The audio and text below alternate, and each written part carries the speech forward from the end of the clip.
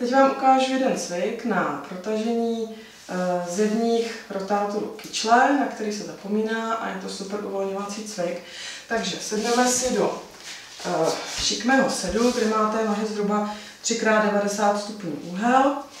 Ruku si položíme před koleno, zasuneme bradu, táhneme se za temenem, zatáhneme spodní žebra, aby se mohli krásně dýchat a držíme ten trup jako jednolitý válec, se kterým nehýbeme.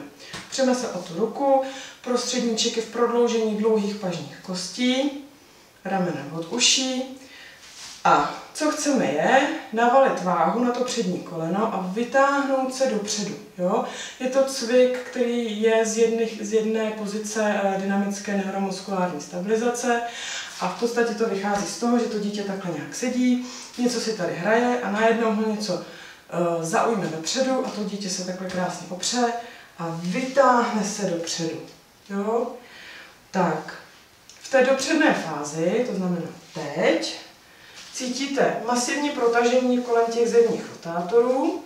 V té zpětné fázi, kdy to kontrolovaným pohybem zase se posazujete zpátky, vy docílíte toho, že ty svaly se zapojí v excentrické kontrakci. To znamená, oni musí zabrat, i když jsou natažený. Jo?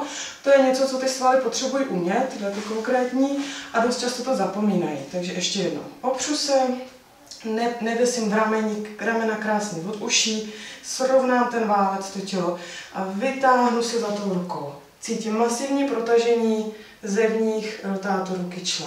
Kontrolovaným pohybem opět zpět. Jo? Já vám to ještě ukážu ze zádu, jak ty záda zhruba mají vypadat, jak to máte držet. Takže sedím, opřu se, zatažená brada dopředu a zpět.